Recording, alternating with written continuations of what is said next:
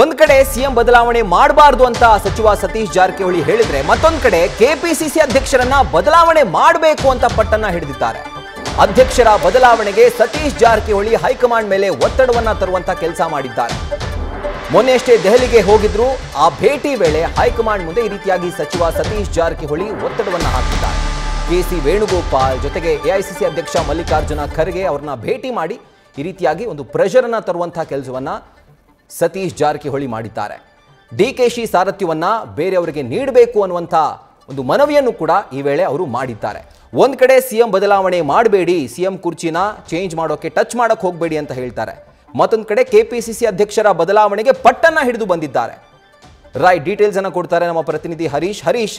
ಇದು ಮೋಸ್ಟ್ಲಿ ಒಂದು ಪಕ್ಷ ಡಿ.ಕೆ. ಶಿವಕುಮಾರ್ ಅವರ ವಿರುದ್ಧದ ಒಂದು ಸಂದೇಶ ಏನಿತ್ತು ಅದನ್ನ ತಲುಪಿಸುವಂತ ಕೆಲಸವನ್ನ ಸತೀಶ್ ಜಾರಕಿಹೊಳಿ ಮಾಡಿದ್ದಾರೆ ಅಲ್ವಾ? ಯಾಕಂದ್ರೆ ಒಂದ್ ಕಡೆ ಸಿಎಂ ಟಚ್ ಮಾಡಬೇಡಿ ಅಂತಾರೆ, ಮತ್ತೊಂದು ಕಡೆ ಅಧ್ಯಕ್ಷರನ್ನ ಬದಲಾವಣೆ ಮಾಡಬೇಕು ಅಂತಾರೆ.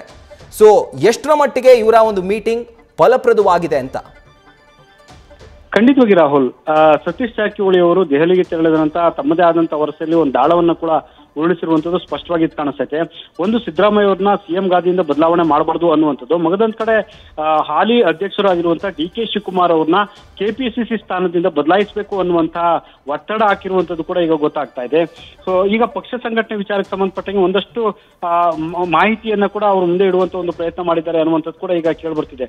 ಒಂದು, ಮುಂದಿನ 3 ವರ್ಷಗಳ ನಂತರ ರಾಜ್ಯದಲ್ಲಿ ವಿಧಾನಸಭಾ ಚುನಾವಣೆ ಎದುರಾಗುತ್ತೆ. ಹಾಗಾಗಿ ಇನ್ನು ಮುಂದೆ ಇರುವಂತದ್ದು ಪಕ್ಷದ ಸಂಘಟನೆ ಹೊರತು ಅದರ ಕಡೆ ಹೆಚ್ಚಿನ ಗಮನ ಕೊಡಬೇಕಾಗತ್ತೆ. ಆದ್ರೆ ಸದ್ಯದ ಮಟ್ಟಿಗೆ ಹೆಚ್ಚು ಪಕ್ಷ ಸಂಘಟನೆ ವಿಚಾರವಾಗಿ ಕೂಡ ಸಕ್ರಿಯವಾಗಿ ನಡೆಯುತ್ತಿಲ್ಲ ಅನ್ನುವಂತ ಮಾತನ್ನು ಹೇಳ್ತಿದ್ರೆ, ಅದಕ್ಕೂ ಕೂಡ ಒಂದು ಕಾರಣವನ್ನ ಕೊಡ್ತಕ್ಕಂಥ ಒಂದು ಪ್ರಯತ್ನ ಮಾಡಿದರೆ, ಈಗ ಹಾಲಿ ಕೆಪಿಸಿಸಿ ಅಧ್ಯಕ್ಷರು ಆಗಿರುವಂತಹ ಡಿ.ಕೆ. ಶಿವಕುಮಾರ್ ಅವರು ಉಪಮುಖ್ಯಮಂತ್ರಿಗಳು ಆಗಿದ್ದಾರೆ. ಜೊತೆಗೆ ಜಲಸಂಪನ್ಮೂಲ ಖಾತೆ ಜೊತೆಗೆ ಬೆಂಗಳೂರು ನಗರಾಭಿವೃದ್ಧಿ ಖಾತೆಯನ್ನು ಕೂಡ ನಿಭಾಯಿಸ್ತಾ ಇದ್ದಾರೆ. 2 ಬೃಹತ್ ಖಾತೆಗಳನ್ನ ನಿಭಾಯಿಸುವುದರ ಜೊತೆಗೆ ಕೆಪಿಸಿಸಿ ಅಧ್ಯಕ್ಷ ಸ್ಥಾನವನ್ನು ಕೂಡ ಪರಿಣಾಮಕಾರಿಯಾಗಿ ನಿಭಾಯಿಸುವುದು ಕಷ್ಟ ಸಾಧ್ಯ ಆಗ್ತಿದೆ. ಹಾಗಾಗಿ ಪಕ್ಷ ಸಂಘಟನೆ ಆಗ್ಬೇಕು, ಚುರುಕಾಗಿರ್ಬೇಕು, ಕಾರ್ಯಕರ್ತರಿಗೂ ಎಲ್ಲರೂ ಕೂಡ ಆಕ್ಟಿವ್ ಆಗಿರುವಂತೆ ಮಾಡ್ಬೇಕಾದ್ರೆ so KPCC ಅಧ್ಯಕ್ಷರನ್ನ ಬದಲಾಯಿಸಬೇಕಾಗತ್ತೆ.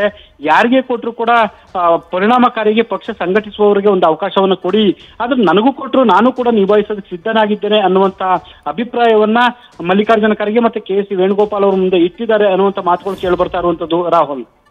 Right Harish, thank you ನಿಮ್ಮ ಡೀಟೇಲ್ಸ್ಗೆ.